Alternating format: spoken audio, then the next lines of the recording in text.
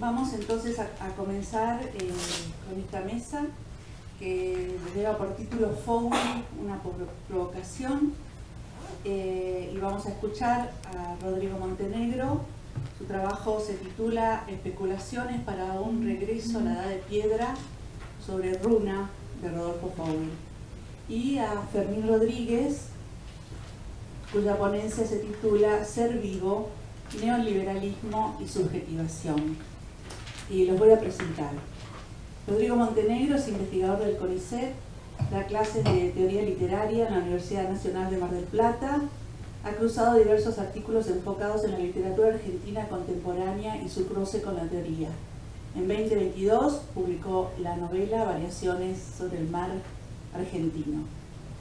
Fermín Rodríguez es investigador de CONICET, docente y crítico literario, enseña literatura y teoría literaria en la Universidad de Buenos Aires, es el autor de un libro impresionante que se titula Un desierto para la nación, y también de Señales de vida, literatura y neoliberalismo, y es coeditor y traductor de ensayos sobre biopolítica, excesos de vida, de Paidós 2007.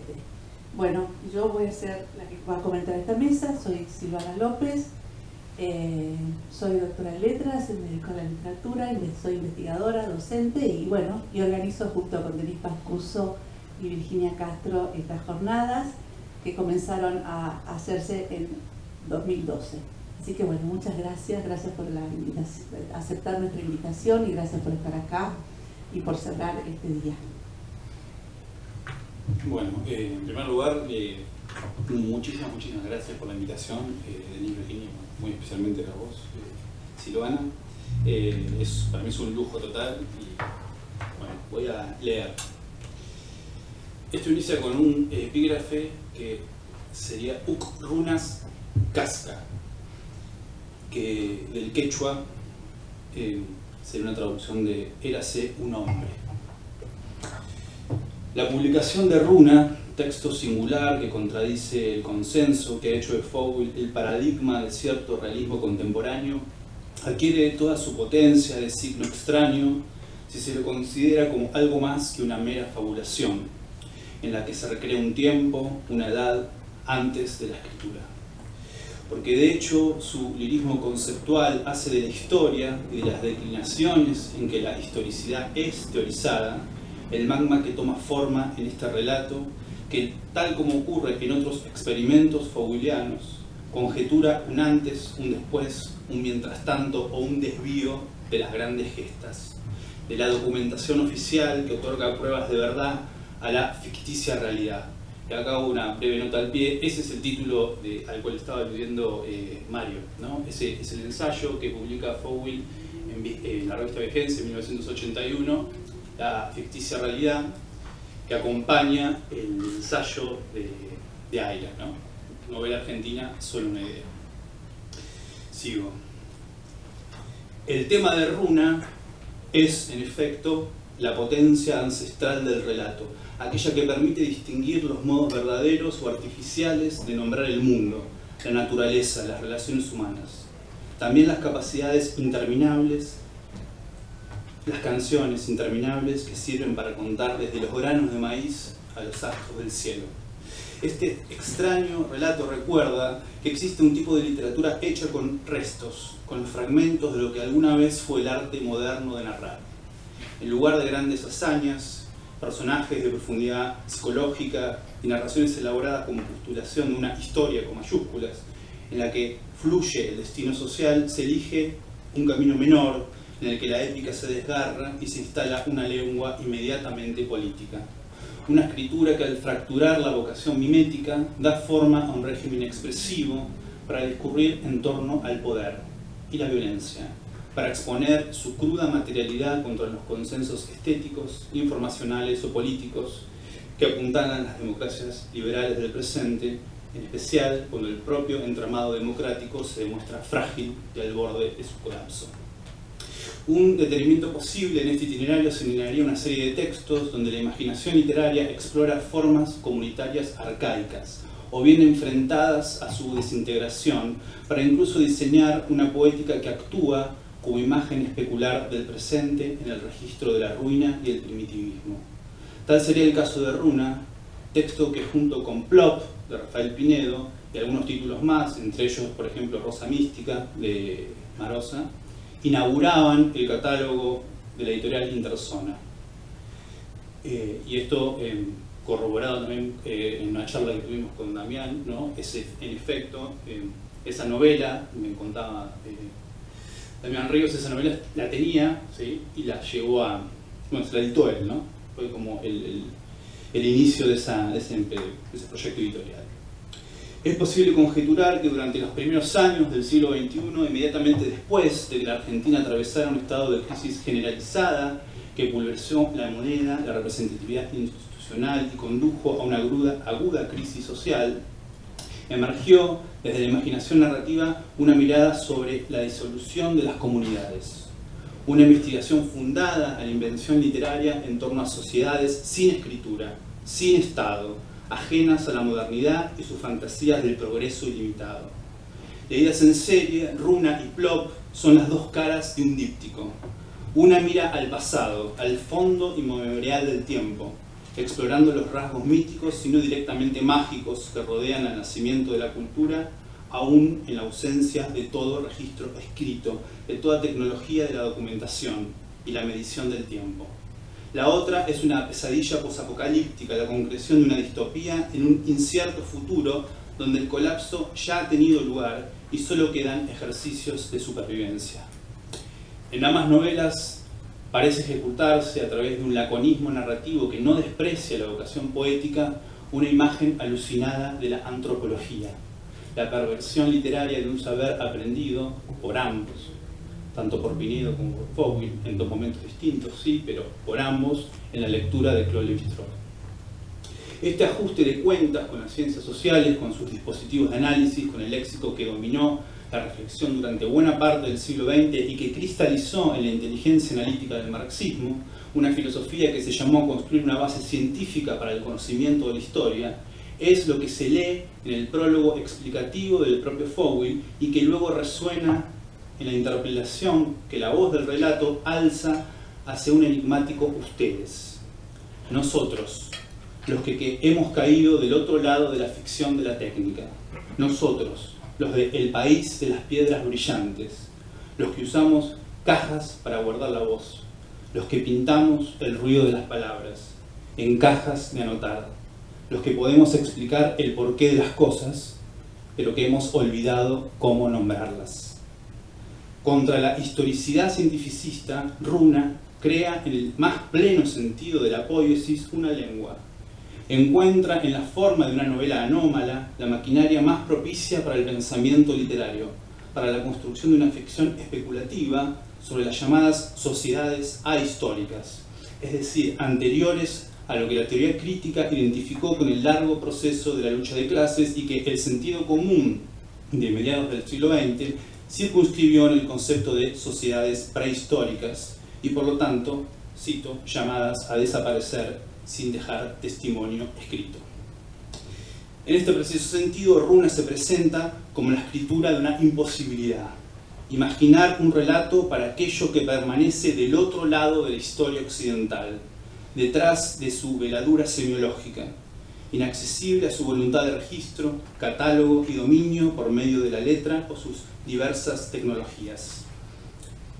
El proceso al que refiere sintéticamente el prólogo, la compilación de escritos sobre acontecimientos, no es otra cosa que la codificación de la experiencia, la irrupción de la letra en el claro del bosque metafísico para definir el alcance de lo humano, de sus relatos y sus poderes, y que el artificio literario hace presente y pensable.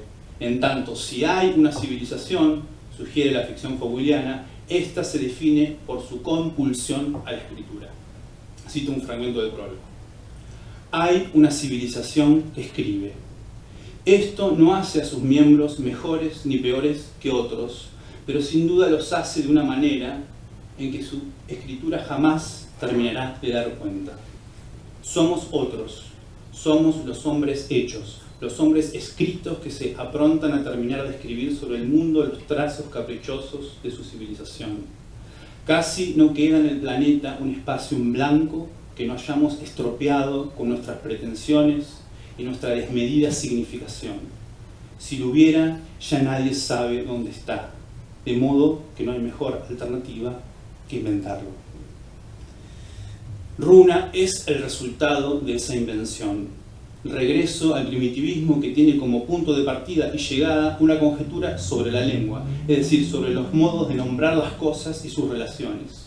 También el despliegue de imágenes que procuran pensar y extrañar la vida en comunidad, apelando a una imaginación arcaica, obliterada por la máquina civilizatoria y la pretendida supremacía de la escritura alfabética. Contra esa inteligencia doctocéntrica, Fowell compone una ficción que hace visible lo invisible para el saber histórico. De ahí que la prosa de Runa, el laconismo de sus capítulos breves, trame un regreso a ese estado en que la palabra se reduce y condensa hacia el rudimento, a la figuración de una edad de piedra juzgada ágrafa desde la consideración antropológica y la ciencia lingüística.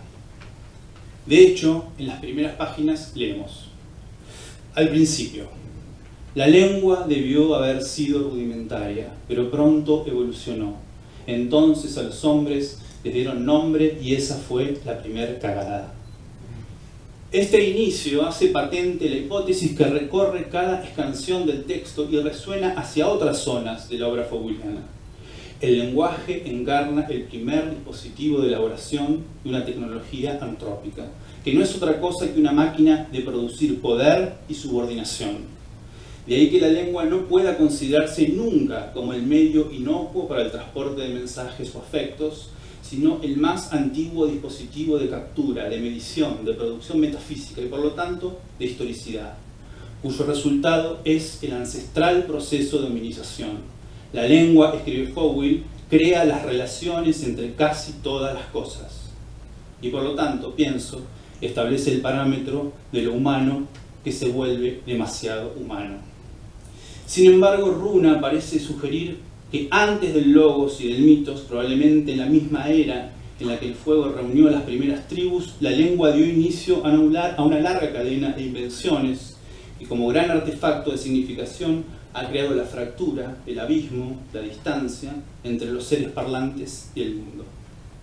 Sobre esta evaluación de inspiración antropológica se teje esta ficción que regresa al fondo oscuro de la historia, puesta en escena que recuerda el hecho elemental de que una lengua no solo significa, no es un mero código abstracto de representación, sino una pragmática discursiva de efectos sociales.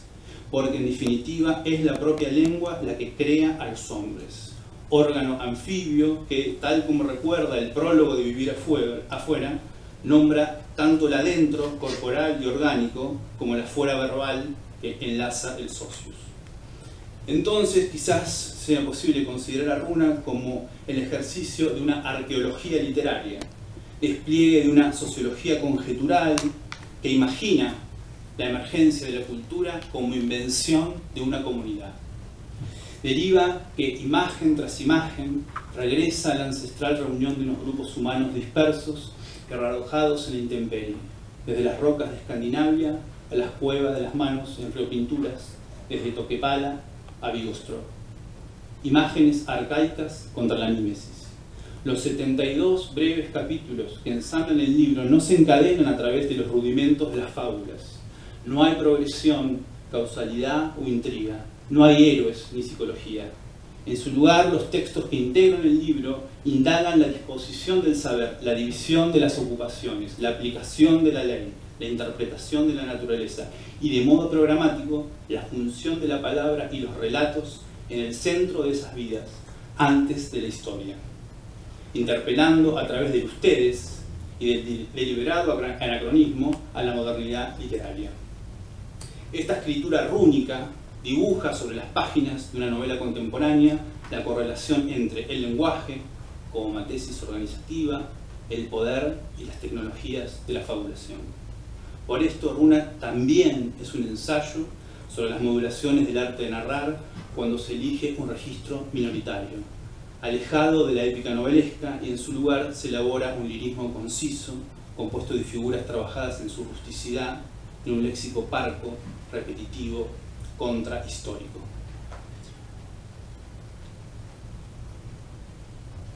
La poiesis de esa comunidad imaginaria del país de las enramadas y los fuegos insiste en recordar a la lengua menos como la marca de una identidad humana que como signo material, depósito de un valor, principio de toda transacción simbólica.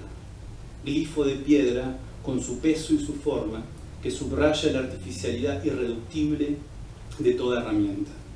Así, al especular sobre esos modos de vida en estado precivilizatorio, la narración se desenvuelve en un tiempo remoto donde algunos personajes, apenas aludidos en nombres misteriosos, Om, Aum, los sabios, los jefes, las viejas, discurren sobre los dictados de las leyes a partir de la lectura de las estrellas, la vida natural, la supervivencia, la guerra o el canto en la fiesta ritual.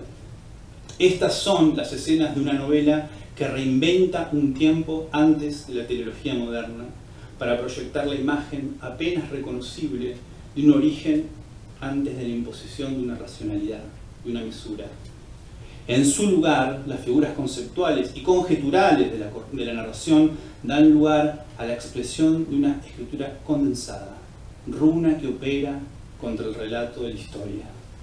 Con todo, el texto se obstina en señalar los contornos que hacen posible la construcción de una comunidad en la que el poder, la violencia y la literatura forman parte del mismo edificio social, tal como expresa la canción traída. Cito lo que dice la canción de fiesta: guerreros matan, buzos atrapan, las viejas mienten, los bulag saben contar. Descripción poética o desvarío, la creación literaria se ofrece como exemplum de las arbitrariedades urdidas en el lenguaje. Ya se trate de una mera transacción comercial o la creación de una cosmogonía, la planificación de la guerra o una teoría política sobre el Estado, el texto de Fowell se propone hacer visibles los lazos que unen el universo simbólico y lingüístico con la materialidad corporal que lo sustenta. Saber contar es, ante todo, un uso de la lengua, un ordenamiento impuesto a la secuencialidad del tiempo. De modo que no hay ficción que no sea una imagen deformante, proyectada contra el discurrir de una tradición, el resto escriturario de una voz y su resonancia corporal.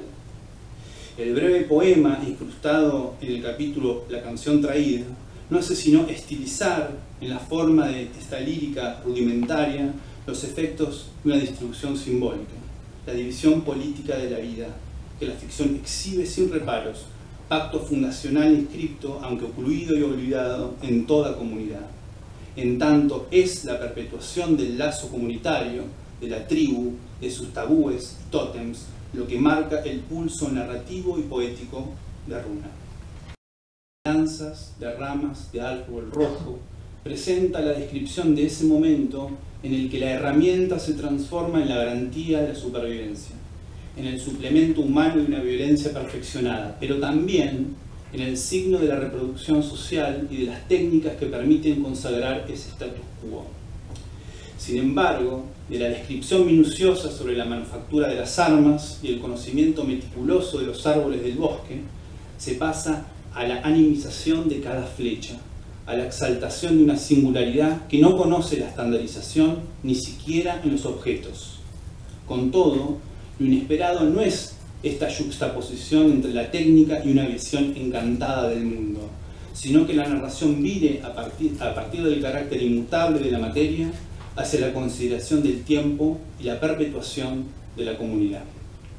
Cito: habían pasado muchos veranos, del enemigo muerto quedaban unos pocos huesos y los animales se habían comido hasta los cueros y las pieles de sus abrigos. Pero la lanza seguía siendo igual y la misma.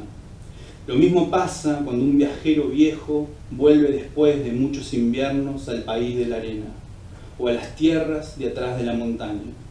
Ninguno de los guerreros y los jefes que conoció está ahí. Todos murieron, pero todo sigue siendo igual. Los jefes mandan y ordenan los repartos para que la fuerza de ningún hombre pueda torcer la fuerza de todos y el pueblo dure, aunque todos los hombres y los jefes estén muertos y vivan y manden los hijos y los nietos que hayan crecido. Así como el arte de narrar garantiza la sobrevida de la experiencia a través del relato de hechos acomodados a la escala humana, la reflexión que se disemina desde el prólogo hasta el final de Runa parece apuntar hacia aquellos signos que van mucho más allá de la presentificación individual de los sujetos que hablan y escriben. Frente a la ilusión moderna del individuo, de su autoconciencia e identidad, estas imágenes ahistóricas parecen abrirse hacia otra dimensión, una que ya no responde a la clausura de una cronología que hace consustancial el discurrir de la escritura alfabética con la flecha del tiempo. Así, frente a la fatal secuencialidad sintagmática apoyada en Cronos, la especulación ficcional convoca imágenes que, por ausencia de escritura, habrían poseído otros modos, probablemente cíclicos, para mensurar la vida, la muerte y los acontecimientos. Por esto, la reflexión sobre el paso del tiempo y la vida en común actúa en la ficción faubiliana como hipótesis sobre las estrategias ancestrales en las que el socius garantiza su perpetuación. La fuerza, es decir, el poder, adopta una fisonomía que más allá del tiempo y va más allá de las vidas individuales. Para que el pueblo dure, se impone un orden trascendental, un ejercicio de soberanía que atraviesa los cuerpos y los abre al ser en común. Esta mirada sobre el poder como estrategia de reproducción otorga a la novela su condición ensayística, su fisonomía de pensamiento lírico, asistemático, al interior de la escritura literaria. Runa parece sugerir, entonces, y para terminar, otra idea de la ficción.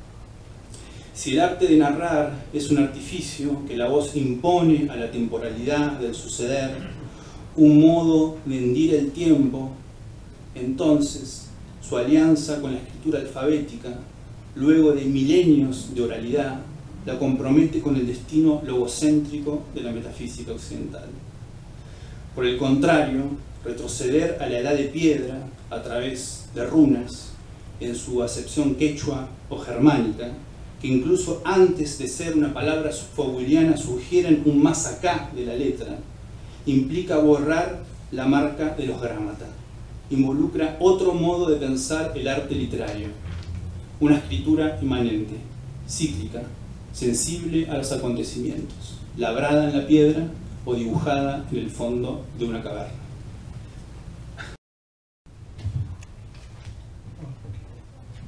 Hola, buenas tardes. Gracias Silvana, Virginia, por la invitación a lo que ya es un clásico, ¿no? No dejo de pensar cuál será lo que convoque el año que viene.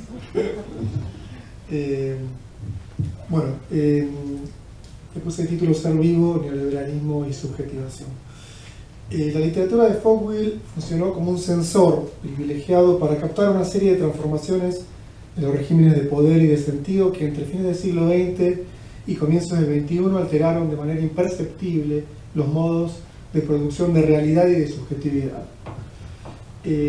Narraciones como Los Pichiciegos, Vivir afuera y La Introducción cambiaron la manera de percibir los procesos políticos, introduciendo la micropolítica en todas partes para ver y decir los conflictos desde la perspectiva de cuerpos que descifran el mundo desde su condición de vivientes. Primera parte, verla venir, Los Pichiciegos. Todo comenzó con Los Pichiciegos, una novela que en una coyuntura saturada de entonaciones épicas y apelaciones a la patria, anticipó en clave de picaresca el sálvese quien pueda de las democracias de mercado de los años 90. Se trata de Los Pichiciegos, la novela que Rodolfo Foucault escribió a mediados de junio del 82, en plena guerra entre Argentina y Gran Bretaña, sobre un grupo de desertores que en pleno conflicto abandonaron el ejército para montar en el campo de la excepción un tenaz dispositivo de supervivencia que les permitiera salir vivos de las islas.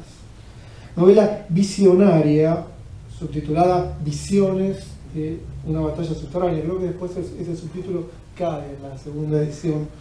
Los Pichiciegos se adelantó a su tiempo no solo al prever lo que sería el retorno de la democracia después de 6 años de dictadura militar, sino también como virtualidad el cinismo de las políticas neoliberales y la nueva forma de asociación de cuerpos sustraídos a las significaciones nacionales de la Argentina de la década del 90.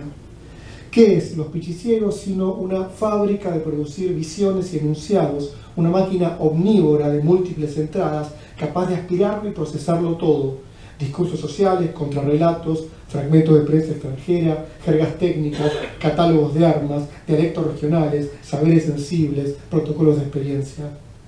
Porque la guerra de los Pichiciegos fue, en palabras del propio Fouville, en ocasión de la revisión en 2006, un experimento mental, creo que Lara hace un rato decía esto, un experimento mental de alguien que escribe sobre la experiencia sin haberla tenido, poniendo en variación una serie de saberes del cuerpo y los poderes que lo moldean para construir con ellos, por extrapolación, una geografía del hambre, el frío y el miedo, donde la verdad tiene la forma de una visión. Esas visiones de una batalla subterránea a las que hace referencia el subtítulo. ¿Quiénes son los Pichiciegos del título? La leyenda dice que eran muertos vivos que vivían debajo de la tierra, lo cual era cierto, pero no lo de que estaban muertos. De hecho, en más de un sentido, son los vivos de esta historia, sujetos a primera vista enterrados en su cuerpo biológico, con derecho a la vida y a la persistencia, tratando de sobrevivir afuera de la ley del ejército, en una comunidad sin Estado, donde se debilitan las fronteras nacionales y sociales y se borran también las diferencias entre humanos y animales. Los Pichiciegos son unos bichos, unos topos. Sin la épica del desafío ni la retórica de la resistencia heroica, los pichis aguantan una precariedad socialmente impuesta en nombre de un cuerpo individual y colectivo que está vivo y tiene derecho a la vida y a persistir, poniendo al descubierto no solo lo que significa ser un cuerpo, a saber, una multiplicidad de relaciones con la comida, el clima, la luz, la movilidad y el reposo, la higiene, la proximidad de otros cuerpos, la asistencia de sistemas sociales, sino también el fracaso y la injusticia de las instituciones de las que depende su supervivencia y que han fallado en su protección. Los pichis aguantan organizándose colectivamente en torno a un hacerse vivir que le dé a las necesidades fisiológicas más elementales una configuración política y espacial. Con sus cavidades, huecos y túneles, la pichicera no es otra cosa que una intervención en la organización espacial del poder que defonda los confinamientos estatales. Porque al espacio regular de la tropa, donde cada cuerpo debería contar como parte de un mecanismo disciplinario, los pichis le oponen el espacio-población de la pichicera, un pozo en expansión con algo de madriguera, donde los individuos se mezclan en base a rasgos preindividuales y biológicos compartidos por todos en cuanto a seres vivientes. Todos los que están ahí tienen un cuerpo necesitado de otros cuerpos, tanto como asistencia técnica. Todos exhiben lo que se necesita para sostenerse de pie y aguantar con vida: alimento, refugio, calor, protección, medicina, aire puro. Pero nadie sabe lo que un pichi puede, ni siquiera ellos mismos. Parafraseando al Lamborghini del Fjord, el pueblo hundido de los pichis perfora con su demanda insaciable de alimentación, abrigo y sexualidad el umbral entre lo meramente viviente y lo afectivo y deseante. Como Sebas, el personaje de Lamborghini, las bases reducidas a la pura necesidad de Lamborghini, los pichis quieren que les den de comer y de coger. No piensan en otra cosa, y en ese grito furioso de los cuerpos que retumba entre las paredes de piedra de la pichicera ya se escuchan las demandas democratizadoras de los jóvenes del menemismo de los años 90, descreídos de la política electoral, abandonados a su suerte por el Estado en el campo del terror económico, las economías sumergidas, el abandono estatal y la precarización laboral. Son los jóvenes ilustrados de la primavera alfonsinista, ¿no? Los jóvenes de Franja Morada, ¿no? Sino los jóvenes menemistas de los 90. Buena química, vivir afuera. La literatura de Foucault tiene debilidad por las máquinas, dice Sergio Cheifek. Sus personajes saben de máquinas, de maquinarias, de artefactos técnicos, de procesos maquínicos, y saben también de mecanismos sociales y maquinaciones, máquinas informativas, burocráticas, institucionales, empresariales, militar-policíacas, hospitalarias. Saben moverse en ellas sin perder nunca de vista las relaciones de fuerza y los distintos tipos de poder que están actuando en una sociedad de dominadores y dominados, de vivos y giles, más allá de las normas y de las leyes. El Teuco, uno de los pichiciegos, por ejemplo, sabía de autos. Y uno no es muy distinto de un auto.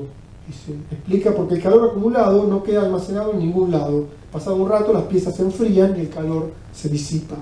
La física de los gases, los movimientos del calor, los cambios de temperatura, la entropía de un sistema, los modelos matemáticos sirven para describir variaciones afectivas y estados de ánimo. Los pichis extrañan el calor, todos querían sentir el calor y acumular la energía del calor en el cuerpo hasta dejar de sentirlo porque sos el calor, dicen, sos calor. Y el calor es aire, es el mundo nomás. La calefacción que se tapa y que termina con la vida de los pichiciegos, envenenados por respirar el aire contaminado de la pichicera, reaparece en las primeras páginas de Vivir afuera, novela publicada en 1998 por Foucault, cuando el dispositivo neoliberal de dominación social subió del subsuelo de la guerra de los pichiciegos a la superficie de lo real público para instalarse en el Estado, vestido ahora con ropajes democráticos. Guillermo Gil Wolf, anagrama de Foucault, uno de los borrosos personajes de la novela, con un pasado en el colegio naval y un presente de traficante de armas, vuelve de La Plata manejando un Peugeot de la gobernación. Hace mucho frío y a pesar de que sabe de autos, no puede encender el sistema de calefacción. Sabe cómo funciona el poder del mercado por adentro, la oscura y violenta genealogía que se remonta al terror represivo de los 70 y el tipo de sujetos que se produce después de la derrota de la revolución. Hoy, piensa, el poder se ejerce bajo la forma blanda de la economía de mercado porque resulta, cito, mucho más práctico y menos peligroso tenerte encapuchado con un televisor, una casetera, un contrato de cuotas hipotecarias, una tarjeta Mastercard, un plan de ahorro para el auto y un montón de órdenes de viajar, de hacer, de drogarte, de divertirte. Los personajes de Vivir afuera son subjetividades sueltas, portadoras de vida que, más allá del tiempo, del trabajo y los encierros disciplinarios, fluyen por la ciudad entre controles camineros, cámaras de seguridad, de shopping, estudios de mercado, métodos científicos sociales de observación y mecanismos de control y gestión de una ilegalidad incorporada de manera difusa a la lógica del funcionamiento social. Mapa móvil de lo viviente, Vivir afuera es antes que nada una historia de cuerpos que se encuentran afectivamente en el mundo, cuyo poder de actuar aumenta o disminuye según la buena o mala química que haya entre ellos. La novela narra la formación de una comunidad provisoria y contingente que en su deriva nocturna por una Buenos Aires descentrada echa alguna que otra lucidez sobre la oscuridad de los procesos económicos.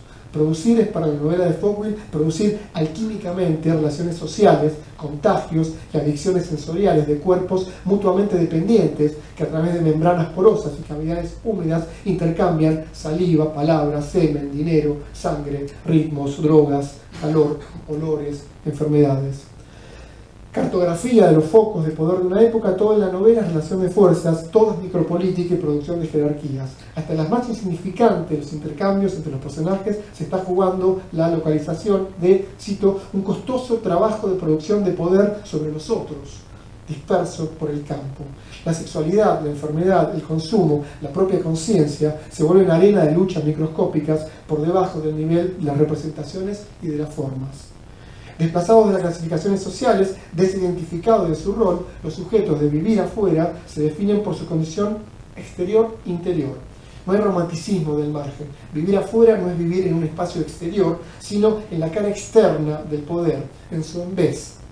Están afuera adentro, entrando y saliendo del territorio, circulando sin arraigo entre Barrio Norte y el conurbano, por una ciudad donde se multiplican lo que Gabriel Giorgi, sobre un fondo de vaciamiento de la autoridad y la presencia estatal, describe como zonas de incertidumbre y reversión entre interiores y exteriores históricos, sociales y políticos, entre orden nacional y transnacional, entre delito y ley, entre salud y enfermedad.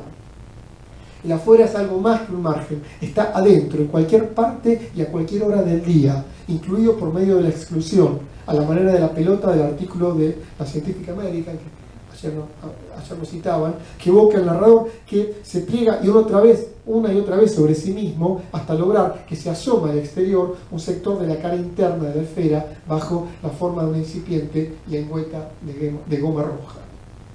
El adentro que pasa al afuera. Difícil no ver en esa lengüeta emergiendo del interior de un cuerpo cerrado sobre sí mismo como un exceso inasimilable la lengua viva del narrador de Vivir afuera, un órgano anfibio que en su doble condición de órgano gustativo y lingüístico, como anota el propio Foucault en el prólogo, vive adentro y afuera, entrando y saliendo del cuerpo para gustar, explorar y significar el mundo. Última parte, así es el calor, la introducción. La máquina Fogwill registra y conecta todo con todo. Un signo puede conectarse con otro signo, pero eventualmente puede conectarse con un cuerpo político, técnico, biológico, económico, científico, burocrático.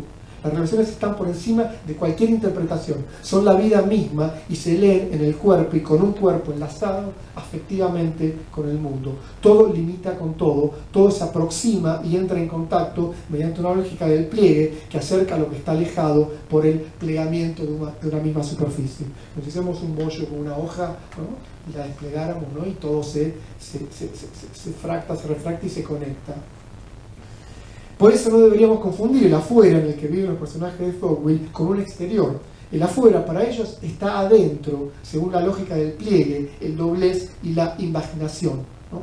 En los pichiciegos, para castigarlos, los calaboceaban, ¿no? Era el castigo, y los encerraban afuera, los mandaban a la intemperie, ¿no? El calabozo, que es el lugar del encierro, en Fogwill se traduce como estar encerrado afuera. Vivir afuera es vivir en los pliegues, rodeado de dobleces que permiten seguir viviendo, respirando y deseando en medio de fuerzas inmensurables que agitan el mundo y actúan sobre el cuerpo sin pasar por el discurso ni por las representaciones. No hay todavía palabra ni imagen para eso que ondula afuera del sujeto. Fuerzas, cito, fuerzas que actúan sobre uno mismo, activando una capacidad de registrar intensidades que hace sentir a través del discurso. De un pliegue así nacen, por ejemplo, las termas de Flores, el spa de superélite para el aislamiento de los ricos que Fogwill se vio venir en la introducción, una novela publicada en 2016 de manera póstuma, en la que Fogwill había estado trabajando hasta su muerte en 2010. En el frío de unas islas o de noche en una autopista, al volante de un auto desconocido, tratando de hacer funcionar la calefacción, un cuerpo busca calor sobre un frío de fondo que lo rodea y que lo envuelve. Cada texto de Fogwill despliega una serie de intercambios de materias y energías entre el adentro y el afuera que en buena medida devuelven la narración al fuego del que viene. En el caso de la introducción, el calor viene de un pozo perforado a 400 metros de profundidad por el que brotan a altísima temperatura y presión las aguas de las termas. En serie con la cueva de los pichicegos, el pozo de aguas termales que Fogwill abrió en la introducción, es un procedimiento de las ficciones de vida por el que brotan materiales y sentidos. Un pozo es un pliegue, un hueco excavado en el espacio y en el tiempo, en el que el protagonista de la historia, un cuarentón muy parecido al Wolf de Vivir Afuera, si es que no es el mismo, se introduce 2 veces por semana para relajarse, hacerse un cuerpo y darse lo que el chofer del taxi que lo traslada por la autopista oeste se representa como la gran vida. Usted sí que sabe darse la buena vida, le dice el chofer al personaje. Construidas sobre un gran depósito de aguas termales en la zona de Ezeiza, las termas son otra de las formas de ese vivir afuera que mantienen con el adentro del sujeto, del lenguaje, de la ciudad, de la sociedad, del trabajo, de la ley, mantienen con el adentro una relación de límite pensado como membrana porosa más que como muro. En el camino de una vida saludable, la exterioridad se invierte en interioridad social, lo social se hace cuerpo y el imperativo categórico de un cuerpo sano y productivo como sentido de la vida tiende a confundirse con las metas de una rutina de fitness. Entre los pliegues de la gran vida se extiende el arte literario de hacer leer y creer en la ficción, según un, cito, pacto de bienestar, eternidad y felicidad que mantiene viva la relación de los personajes con los lectores. En una sociedad donde el ideal biopolítico de bienestar, felicidad y longevidad parece un artículo tácito de la constitución del Estado moderno, dice Fogwill, la literatura menor de Fogwill, con su régimen de sensibilidad y su tratamiento del lenguaje, es una salud en disenso con un orden médico-científico que produce cuerpos sin los cuales el capitalismo 24/7 no podría funcionar. La anécdota de la introducción es casi inexistente, tibia como el agua verde esmeralda de las piletas del complejo. Banalidad es el término al que recurre Fogwill en el prólogo del texto para mostrar ese mínimo de historia confundida con el fluir de la vida misma que sale a la luz como forma de vida. La banalidad, dice Fogwill, ronda lo que hacen, piensan, desean y padecen sus personajes humanos del tercer milenio con deseos, acciones, sufrimientos y pensamientos que se han vuelto penetrables para técnicas de gobierno de lo vivo que actúan sobre el cuerpo e invisten sus placeres. Ya terminó. puede entonces que el ciclo de aparente realismo anclado en la política argentina, es una cita de Fowell, haya terminado, como dice Fowell en un reportaje de 2006, donde pone la novela en la que está trabajando afuera del orden literario organizado alrededor de la temporalidad histórico-política de la nación. No sería el caso de la introducción, estaríamos afuera de esa temporalidad de la novela. Pero el hecho de que la introducción nos lleve los signos fuertes de la historia, la memoria y el testimonio, no significa que la novela deje de lado lo político. El declive de la referencialidad ideológica no es el fin de la política, sino el paso a otra política dominada por prácticas englobantes y dispositivos de control orientados sobre el cuerpo biológico de las personas y sus afectos. Estamos en un campo de fuerzas a las que Fowell, como novelista y poeta, nunca le sacó el cuerpo y que pueden quedar escritas, dice, poniendo en juego la capacidad de la literatura de nombrar estados corporales sin nombre que en tanto eluden la vieja paleta sentimental del modernismo, angustia, amor, odio, placer, reclaman lo que Frederick Jameson ya describe como un nuevo realismo del afecto. Foucault usó la expresión experiencia sensible para nombrar esos hilos sueltos de sensibilidad que escapan a la significación, al habla, a la forma significante, con los que tramar otras figuras de comunidades sensibles, otros arreglos polémicos de palabras y cosas. A la captura afectiva de los cuerpos y a la administración capitalista del goce, vivir afuera opone una experiencia sensual, poéticamente inmunizada, una politización de la estética que invierte la estetización de la biopolítica y su régimen de explotación, que es tanto económico como cognitivo. Así, además de una sensibilidad, la experiencia sensible es una epistemología alternativa que, en consonancia con las grandes intensidades de la vida, se desvía de la norma para ensayar con otras distribuciones de cuerpos y espacios, con otros agenciamientos del deseo. Gracias.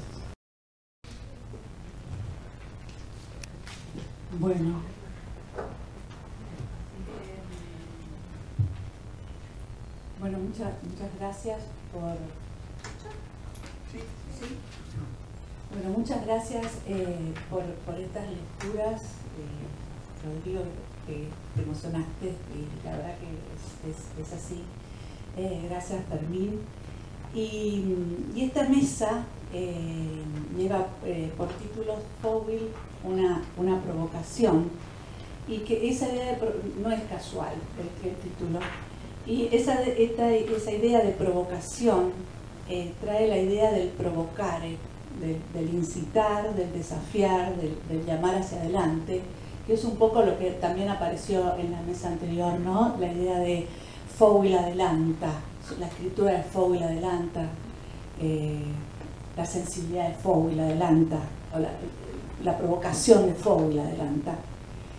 Y voy a traer otra vez a Horacio González, porque me parece muy interesante el ida y vuelta entre Fowell y Horacio González, que decía de Fowell que Fowell estaba en todos los puntos de tensión que pudieran imaginarse en torno de cualquier falla en la imaginación pública. Él mismo era una falla, dice Horacio, y la representaba como un gasto doloroso y una risa de fauno corrosivo hasta que largaba algo inesperado. Una relación inesperada entre las cosas y el pensamiento. Relaciones de fuerzas oscuras, expulsiones molestas, revelaciones que están en el lenguaje. Y esto que ha circulado en estas dos jornadas sobre esa política de la lengua que tiene la escritura de Fowell, ¿no? Y me pregunto si acaso esa sea esa figuración de escritor de Quique Fowell, de escritor subversivo que incomoda, de personaje provocador, de estrategia performática de la imagen pública, lo que hace que Fowell sea tan actual y su escritura una caja de resonancia de los tiempos que vivimos. La inscripción política del cuerpo, que traen las dos lecturas de ustedes, de los cuerpos, que instala esa pregunta sobre las subjetividades fronterizas, subterráneas, líquidas, blandas, dice Fermín, que evita nombrar, decís vos, Rodrigo. La puesta en crisis de la lengua como institución de lo que se puede decir y de la estructuración tradicional y vulgar del espacio y por lo tanto del tiempo. O sea, el pasado es un neolítico que está muy cerca, vivir afuera no se traduce en el vivir en un espacio exterior, como es Fermín. Operaciones que se tejen en ese nudo que menciona tu trabajo, el de las experiencias sensibles, como si rescatando esa experiencia se pudiera seguir existiendo o existiendo de otra manera. Se podría volver al mundo humano, comunitario o con otra forma de humanidad, si es que podemos seguir llamando humanidad. Y que creo que esa es la pregunta runaica, pichicera, de otros agenciamientos que recorren el trabajo de los dos. Pienso que también ahí se puede pensar cómo está trabajando la figura del fracaso, la contingencia, la urgencia que mencionaba hoy Esteban, ¿no? Entonces, los textos que ustedes traen tematizan, pero también eliden y tensionan las relaciones entre la escritura, la política, el poder, el mercado, el estado de bienestar, los consensos estéticos, la historia, las democracias liberales. Y pienso que esto pone en escena una política de la lectura, ¿no? Como la de aquel lector, como escribe Walter Benjamin, que lee lo que nunca fue escrito. Y un sensor privilegiado, decís Fermín, un hacer visible lo invisible, decís Rodrigo.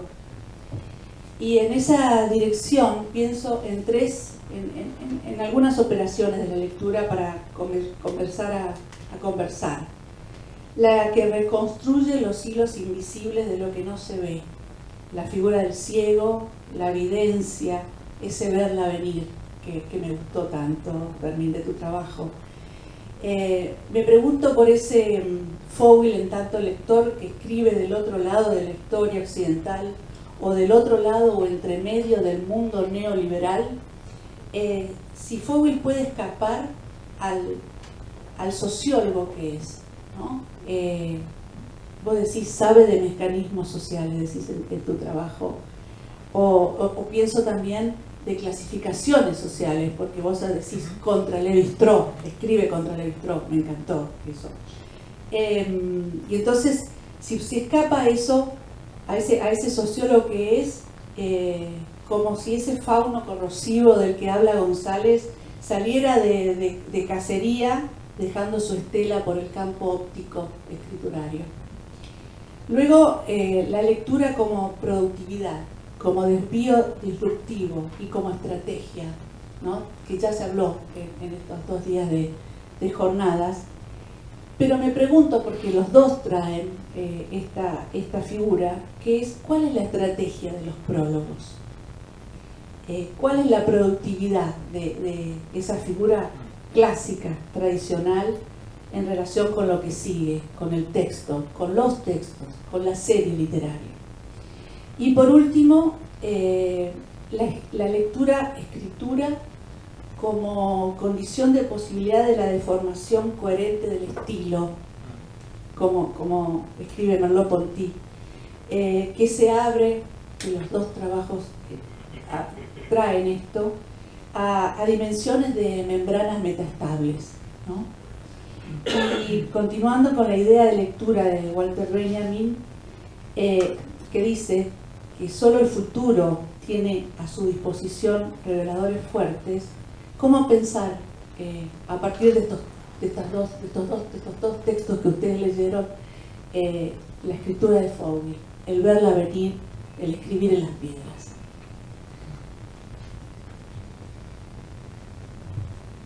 Bueno, gracias por la lectura y por tantas ideas, ¿no? Y renuevo el agradecimiento por la invitación. Empiezo por el debate en torno a las ciencias sociales, ¿no? Yo nombré acá en el texto a Lévi-Strauss, pero en otro momento podría ser otro aparato teórico, ¿no? Y en algún punto, quizás en la lectura global de la obra de Fouil, aparece todo el tiempo quizás ese modo de... Hay un... empiezo por otro lugar. Siguiendo un poco con la lectura, el corpus que armó Mario antes, ¿no? En esas intervenciones en prensa, hay uno de esos artículos, creo que está en primera plana, que se llama Política Pública y Literatura Confidencial, ¿no? Y ahí está, creo que es el lugar donde se puede pensar y historizar el momento donde la falla de la cual habla González irrumpe, ¿no? Cuando falla la política pública, irrumpe la literatura confidencial, el armado del corpus, la comunidad literaria. Me parece que eso estaba muy claro en el armado, digamos, del límite, diríamos, de las ciencias sociales, la polémica que Foucault tiene con todos aquellos compañeros de generación, incluso quienes trabajaron con él en la carrera de sociología, su formación como sociólogo. Yo creo que eso no se pierde nunca, pero sí en un determinado momento es claro que la literatura es, ¿sí?, la sociología por otros medios, ¿no? O la investigación social. Y en ese punto creo que toda la literatura que comienza a producir, por eso esta idea de la visión y del experimento mental, es justamente recuperar la potencia teórica de la literatura, ¿no? Como un armado que es posible conocer de otro modo diferente al cual la gran tradición de la sociología argentina le impuso a él, egresado de la carrera de sociología, ¿no? Como un desandar ese camino. Y ese camino es literatura, podría haber sido otro, ¿no? Pero creo que en ese sentido creo que sería como un modo de explorar otra forma de agrupar conceptos, ideas, conocimiento, siempre en una relación polémica y con González, ¿no? Sin duda. De hecho, vale la pena recordar una amistad fundada también en la polémica, ¿no? Es decir, en la posibilidad de tener una gran disidencia, pero bueno, está por supuesto vale recordar digamos, esa reseña demoledora que Foucault escribe contra la tesis doctoral de González, ¿no? Es decir, pero sin embargo hay una posibilidad de seguir discutiendo. Porque ahí me parece que está tejiéndose un estilo, como decir, lo dejo para el final, ¿no? Que tiene que ver justamente con la vida de la lengua es lo que finalmente les interesaba a los dos, pienso, ¿no?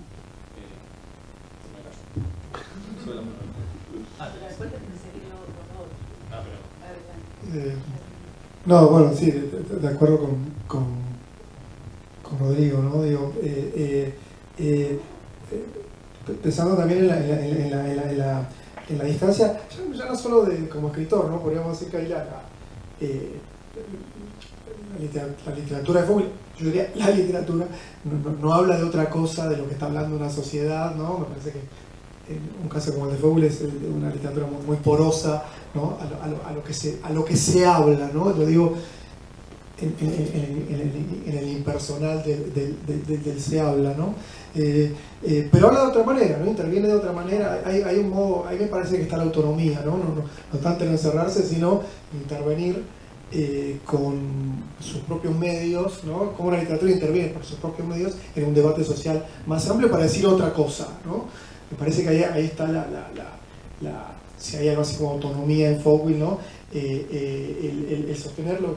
Lo que sabe la literatura, de algún modo, ¿no? El saber no es algo que viene después de la literatura, interpretarla o criticarla, sino que hay algo ahí en el modo de escribir, en el modo de narrar, que sabe algo y que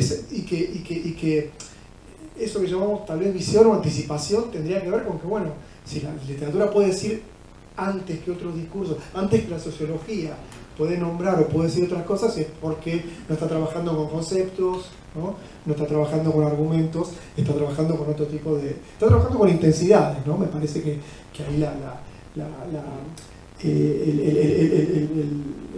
nota de Horacio González despidiéndose de Foucault como un poeta, ¿no? es un sociólogo que trabajaba como poeta, ¿no? Me parece que rescata esa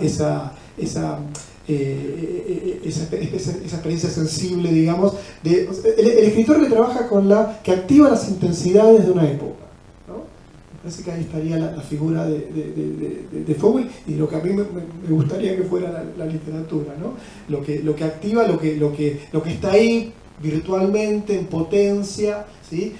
Lo que puede salir disparado para cualquier lado, porque los pichiciegos, no sé, son los copitos, ¿no? Estamos ahí a un paso, digo, ¿no? O sea, pueden salir disparados para cualquier lado ese sujeto, ¿no? Enterrado vivo, de algún modo, ¿no? Y con un saber anclado en el cuerpo y un tipo de demanda política que es a partir no del enunciado ideológico, ¿no? De la política de ese momento, sino de la necesidad del cuerpo, ¿no? Vitales del cuerpo. Así que por un lado eso. Y dos cosas, no sé, me parece que tienen que ver, y lo subrayo de la lectura que hizo Rodrigo. Primero, especulación, ¿no? Me parece, hablaste de especulación, ¿no? Me parece que es una palabra a la medida de Fouil, ¿no? O sea, digo, porque es una palabra que cruza justamente literatura, o si quieren, arte con sociedad, ¿no? Digo, en los 80 y actualmente donde no habría nada que interpretar en cuanto al lugar que tiene la especulación, ¿no? en nuestras vidas. La especulación ficcional, ¿no? en contrapunto con la especulación como modo de poder, ¿no? Ahí donde la especulación está instalada. La política de la deuda, ¿no? Está instalada. Sí, la especulación financiera en el sentido económico, que está en el principio. Tal cual. La primera ficción es el dinero, eso está en la literatura Fouil omnipresente. Tal cual, ¿no? Y Lara hablaba hace rato del cálculo, ¿no? El personaje que calcula, ¿no? Que mide, que calcula, que hace un cálculo sobre chances de vida, posibilidades de vida, ¿no? El cálculo sociológico, pero también la especulación, ¿no? de este salto a esta dimensión donde se escribe con intensidades y no solamente con conceptos y significados, ¿no? Y por otro lado el narrador, ¿no? Digo, le estábamos buscando, aparecían las viñetas de Aira, ¿no? Aparecía la cuestión de la novela que no terminaría de describir un texto como Vivir afuera, ¿no? Digo, volver a la categoría del narrador como postnovelístico, ¿no? Fouil está ahí en el momento donde se están dejando de escribir novelas con principio y final, digamos, ¿no? Digo, en el sentido tradicional o clásico del término. Se está terminando también una etapa de la cultura nacional, ¿no? Parece que Vivir afuera marca ahí un corte con lo que sería la tradición de la cultura nacional. Ya Vivir afuera es otra cosa, no se puede leer en términos de esta oración, digamos, ¿no? Digo, los personajes ahí no tienen identidad reconocible como los pichiciegos, no son soldados, son otra cosa, ¿no? O sea, hay soldado de nación todavía, acá hay otra cosa, ¿no? Igual que los personajes de Vivir afuera, donde no tienen una asignación sociológica, ¿no? Es un padre de familia, es un médico, ¿no? Digo, no está tan clara ese tipo de asignación, ¿no? Y justamente digo, la narración como ese tipo de texto armado sobre el oído, ¿no? Está la oralidad, la transmisión, la repetición, ¿no? Lo que fluye sin la forma novela, ¿no? sin rellenar la forma novela. Me parece que hiciste ahí un subrayado que me parece interesante para pensar la forma, ¿no?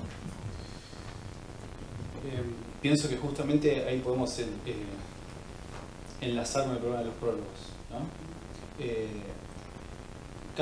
Casi todas las... Bueno, en Runa el prólogo es fundamental, ¿no? Pero en la serie que inicia con la experiencia sensible, todos los prólogos son fundamentales, justamente en una... que era lo que recuperaba ayer Juan Pablo, ¿no? En esa tradición macedoniana, que vía Lamborghini podríamos llamarla intriga, ¿no?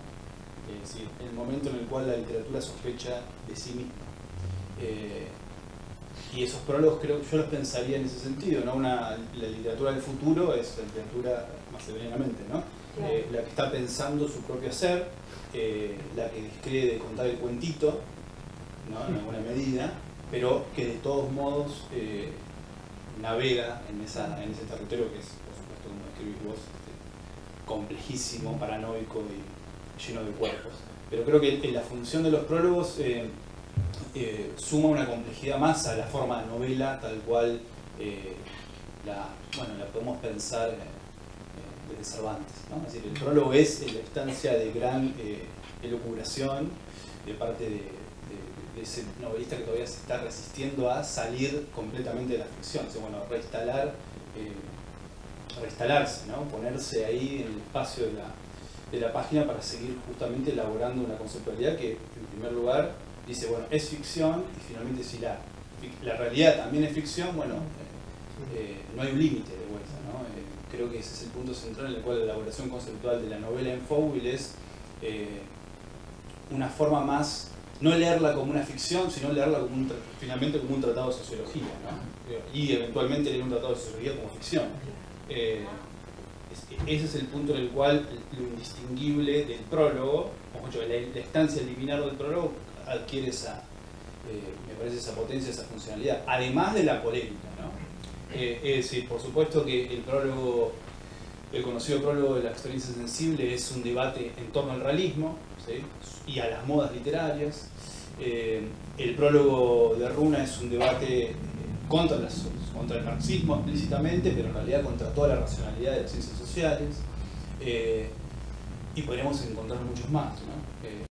Cual lo metaficcional puede emerger en cualquier momento del relato, como un pliegue más, diría, bueno, como una intriga más que suspende la ficción, o al menos la ficción entendida en un sentido mimético, torpe, digamos, no anoticiado de lo que efectivamente tiene adelante de sus ojos, ¿no? Creería que el prólogo es ese lugar, ¿no? Donde se expresa todavía la presencia del autor, que se resiste a retirarse, digamos, ¿no? Se resiste a morir finalmente, no está ahí instalado.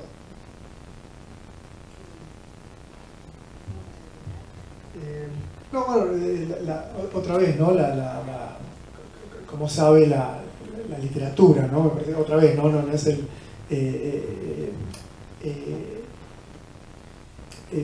prefiero tal vez eso, la inmanencia de eso, ¿no? Cuando esa toma de posición, ¿no? Se debate dentro de un campo, ¿sí? Se puede leer en los textos, ¿no? Sin ese subrayado que propone el prólogo respecto del texto, ¿no?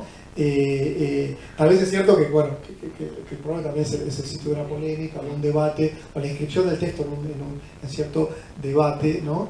De todos modos, insisto, me interesan más esos momentos, ¿no? Esos momentos que permiten estos juegos anticipatorios, ¿no? O visionarios de un autor que podemos seguir leyendo.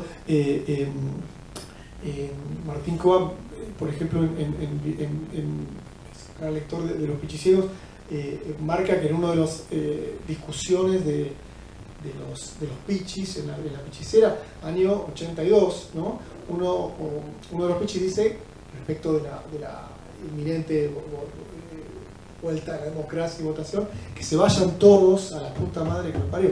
En el año 82 alguien dice que se vayan todos, ¿no? Ya dice que se vayan todos, ¿no? La consigna política del 2001, que ayer la mencionaba, ¿no? O en el vivir afuera, ¿no? El afuera de Milei, ¿no? Imitando a Trump, el Your Fire, ¿no? Ese afuera convertido en sketch televisivo por Milei ya estaba resonando, ¿no? En ese trabajo de expulsión, ¿no? Que aparecía en Vivir Afuera, donde el vivir afuera se multiplica, ¿no? Con una riqueza en muchos sentidos a la vez, ¿no?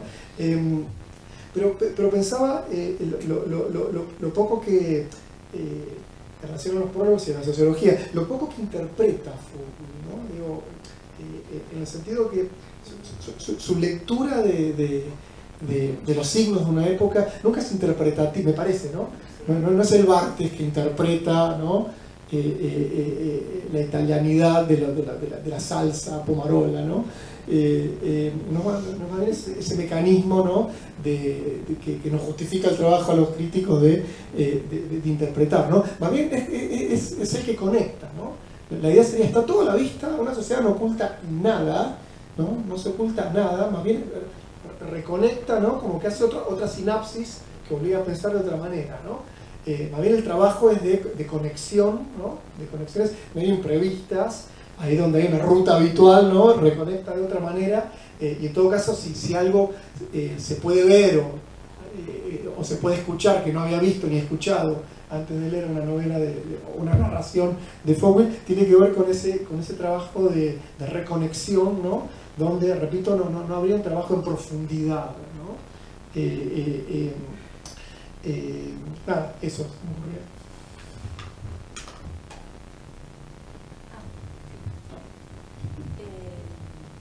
Bueno, falta lo del estilo, pero bueno. Sí, te lo respondo rápidamente.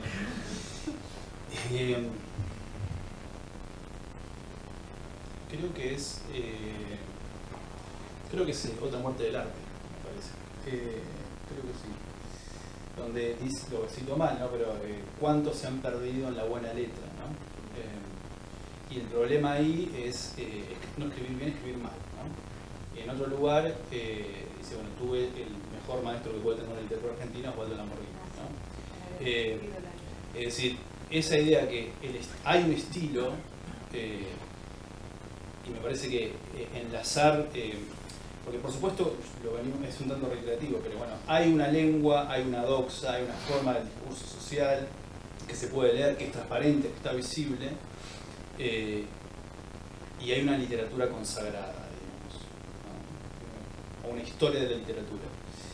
Y en un determinado momento hay una falla, volviendo con tu primera lectura. Y yo creería que esa falla él la encuentra, obviamente, en los Lamborghini, ¿sí? La posibilidad de crear una lengua, creo que es en el prólogo creo que es El efecto de realidad. Siempre pido disculpas, pero es uno de los prólogos de Tierra Baldía, donde dice es una lengua hecha en rebaño, ¿sí? Es decir, la posibilidad de encontrar una lengua común, ¿sí? Ese aire de familia entre los fundadores de Tierra Baldía, que implicaba justamente escribir de otro modo, encontrar un estilo que no es el estilo legitimado y por lo tanto diríamos contracanónico, por ponerle un nombre rápido. Creo que esa preocupación de leer y escribir, esa lectoescritura que señalabas vos, tiene que ver con encontrar un estilo, ¿no? Y el estilo es la vida de la lengua, que es justamente lo que no puede ser estandarizado, lo que no puede ser finalmente previsto, lo que no cabe en ninguna gramática, lo que no cabe en ninguna corrección política, ¿sí? Por eso escribir mal, ¿sí?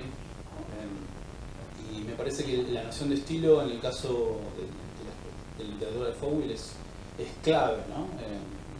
Es decir, encontrar una lengua en resonancia con aquellos que él consideraba que efectivamente podía de algún modo imantar esa lengua común. No, pensaba si la figura del que anticipa o del reloj que adelanta, ¿no? a la época, se puede leer también en debates literarios, ¿no? ¿Por qué no leer, por ejemplo, en lo que fue leído como semióticamente como marcas, ¿no? Saturación de marcas, Borges diciendo cuánto sabe de marcas, de cosas, ¿no? Leer ahí el trabajo de documentación de cualquier escritor actual, que hace la literatura actual, ¿no? Que documenta todo el tiempo, ¿no? Hay alguien que está ahí ya documentando la tradición de la vanguardia, haciendo entrar un pedazo de cosa, ¿no? bajo la marca, bajo el nombre, bajo la marca, ¿no? Anticipando, entonces, y el escritor que escribe con la oreja, ¿no? Digo, la idea de lo decía ayer, ¿no? Totalmente. La anécdota de Pilar Fowil, ¿no? De lo que cantaba el claro, padre cuando escribía, que ¿no? ese murmullo, digamos, ese mascullar, ¿no? Algo así, ¿no? El que está atento a ese murmullo, ¿no? A ese murmullo, a eso que está, ¿no? A eso que está ahí, está visible, pero hay que... Eso también como otra cosa que adelanta, ¿no? El ojo oye, toda lo tangible, el ojo, toda la sensibilidad, esto que vos trajiste de la experiencia sensible, digamos, tiene que ver con eso, ¿no? Ya digo, porque el estilo repone la idea del talento, ¿no? Me parece que si hay talento, está el talento del que escucha, ¿no? El que sabe escuchar. Estaba pensando en la figura del aguante, ¿no? Los pichis aguantan, dice, ¿no? Y digo, el recorrido que tiene la categoría de aguante en los 80, ¿no? En los 80 y en los 90, ¿no? No es la resistencia, ¿no? Digo, que ya tiene una connotación setentista, que el aguante, que después es un tema de Charly García, que era otro que tiene mucha oreja, ¿no? Para captar lo que circula, ¿no? Esos lenguajes sociales en germen, ¿no? Que el arte hace aparecer. Pero ya en el 82 el pichi aguanta, ¿no? No resiste, no es heroico en el sentido de los 70, no hay rebelión, no hay resistencia, hay aguante, ¿no? Que es otra cosa, ¿no? Que es otra cosa, esa resiliencia, y es muy anticipatoria de la resiliencia de los 90, ¿no? Exacto. Sí. Bueno, no sé si hay alguna pregunta.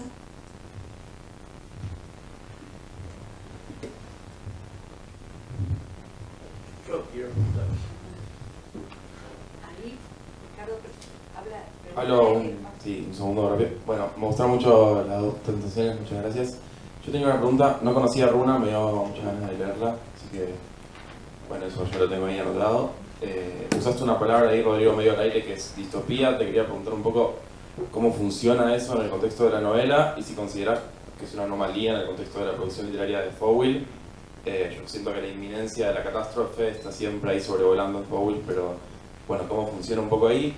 Y también en relación a algo parecido que planteaban en la mesa pasada, así como se planteaba si hay un Fowil lector de literatura francesa, si podría pensarse que hay algo así como un Fowil lector de ciencia ficción, como, bueno, cómo ven eso también, por ahí Fermín puede comentar un poco. Yo siento que quizás hay una conexión posible con esto que comentabas de la autopercepción del hombre como automóvil, ¿no? Tal vez pase un poco por ahí, por esos saberes más químicos y de la mecánica, pero bueno, quería saber cómo ven un poco eso ustedes.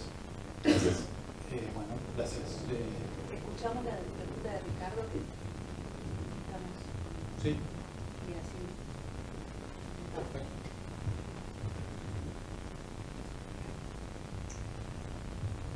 Bueno, yo quería, algo que me surgió con la exposición de Rodrigo, que dijo que la sociedad de Runa era ahistórica y hizo la pertinente referencia con Prop. Y la pregunta mía va a parecer un chiste, y es si Runa y Prop ocurren en la misma época. Bueno, tiene que ver con lo que le iba a responder a él. Y tiene que ver también con lo que, de modo absolutamente informal, y que finalmente para esto sirve estos encuentros, yo quería preguntarle directamente a Damián, ¿no? Pues, de algún modo la historia de la publicación de Plop la conozco, creo que la conocemos, la de Runa no tanto, porque creo que justo por eso me interesaba leerla hoy, ¿no? Y ponerla en diálogo con Plop. En efecto es la novela con la cual inaugura Interzona, ¿sí? Junto con, como dije, es una de Cucurto, creo que es Cosa de Negros, Rosa Mística y luego Plop, ¿no? O sea, están ahí, es 2003, no más, creo que es 2003. Plop gana Casa de las Américas 2002. Entonces, yo creería que esa coincidencia es un azar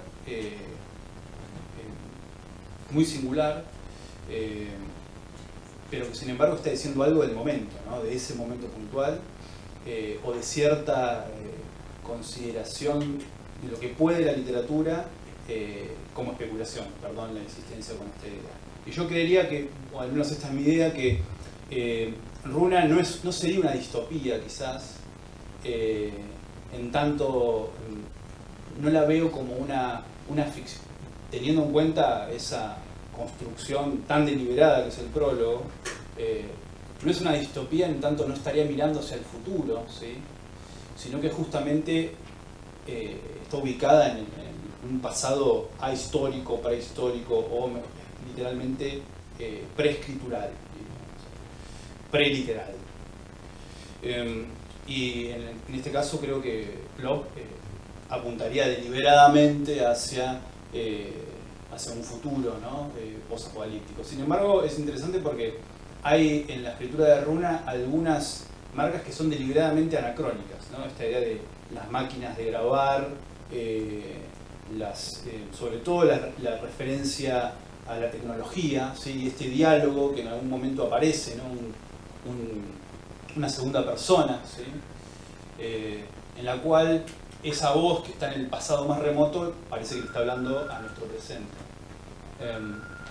Con lo cual diría, parece que no son los mismos tiempos, ¿sí? Parecería que una está en el pasado y otra en el neolítico, dijiste vos, y otra está en un futuro inminente, pero pareciera que coinciden, ¿no? Y eso sería el chiste más macabro de todos, ¿no? Es decir, el futuro se parece al pasado, ¿sí? Y el gran problema que me parece que al leer el díptico, si esto es pertinente, la gran provocación, ¿no? O sea, estamos yendo hacia un gran problema que tiene que ver con la disolución del Estado, de la lengua, de la escritura, de la tecnología, del progreso, de la linealidad incluso, y ahí es donde parece que Runa es un tanto más optimista que Plop. Es la literatura lo que el rito literario, ¿sí? Lo que parece que está salvando esa catástrofe, ¿no? Sí, yo quería agregar, primero buenísimas las intervenciones, muchísimas gracias. Quería agregarte, Rodrigo, vos que sos como un estudioso, que dices esto es un dato de color que te sirva también. Yo también hago una lectura de Runa, que no la leí, pero conozco de lo que se trata. Pero yo me voy dejando libros para más adelante. No, pero como también como un comienzo de la salida de mi papá de la novela, de las novelas, ¿no? De las novelas, porque hay también, por ejemplo, ahora estuvimos con el editor, con Boido específicamente, y él me decía que para él Runa había que meterla en la poesía completa, que la quería sacar como novela y la quería agregar a la poesía completa, ¿no? Y hay algo, si uno puede ver la historia de todas las intervenciones, todos los libros de mi papá, toda una historia como que empieza en la poesía, después en los cuentos. Yo me acuerdo que todo el tiempo, después de los Pichicieros, yo le decía, che, ¿vas a escribir más cuentos? Ya no me sale. Esa era la frase. Era como algo que después de los 30 y pico, 40 y pico, ya no le salían los cuentos. Y después vino la novela, y hay un momento donde lentamente, porque la introducción también, si bien es una novela, hay como una especie de abandono de la novela hacia la poesía, Últimos Movimientos, Gente Muy Fea, un librito que lo agregamos en la poesía completa, pero que nunca salió, que quizás en algún momento publicamos en alguna editorial así amiga. Pero bueno, nada, quería agregar eso, ¿no? Como que ahora se estaba discutiendo con los editores de ver si agregábamos Runa en la poesía completa, ¿no? Eso no es. Bueno, es una discusión formidable, ¿no? Porque creo que el gran problema que tiene de ese texto es que es inclasificable. Por supuesto que desde el punto de vista editorial hay que tomar decisiones, ¿no? Pero si toman esa decisión de incluirla en la poesía completa, yo haría una gran no una crítica, una gran interrogación sobre esa decisión. Me parece que es el texto donde efectivamente hay una preocupación por la creación, ¿sí? Lo digo ahí, ¿no? Como el problema es crear una lengua, ¿sí? En ese sentido sería plenamente poético, ¿no? Pero al mismo tiempo es una lengua que no es una lengua que desprecie el relato, ¿no? Porque lo que se fundamenta es lo que le da sentido a la comunidad es el relato, que es un relato poético o es una ficción poética O sea, no sé cuál sería la categoría. Es una escritura completamente inclasificable en ese sentido y bueno. Perdón, pienso ahora, lo digo así, ¿no se emparentaría también con los Tadeis? Se me ocurre recién. Es una buena pregunta. Entraría como la tercera y diálogo. Es una buena pregunta porque de vuelta el problema es, hay un momento donde, de vuelta, la vida del estilo, ¿no? Que es la vida de la escritura, va más allá de cualquier categoría editorial, bibliotecológica o de cualquier estudioso, que yo creo que no soy un estudioso, pero bueno, no sé, veremos. Digo, no importa la categoría, ese es el gran problema, ¿no? Cuando la escritura es escritura, como en los Tadeis u otros modos en los cuales se impone la experimentación, ¿no? O el Moreira de Aira, ¿no? O sea, leer el Moreira de Aira, ¿es una novela o es una prosa poética completamente ligada, o sea, vinculada a la posibilidad de crear imágenes una y otra vez, experimentando en la alta tradición surrealista, ¿no? Pero ¿es una novela o es una experimentación poética? Bueno, la clave ahí me parece es que Aira y Fowell, como hijos de Lamborghini, tenían muy claro eso. El libro y el estado literario con mayúsculas se impone un orden, impone una clasificación, y la vida de la escritura es otra.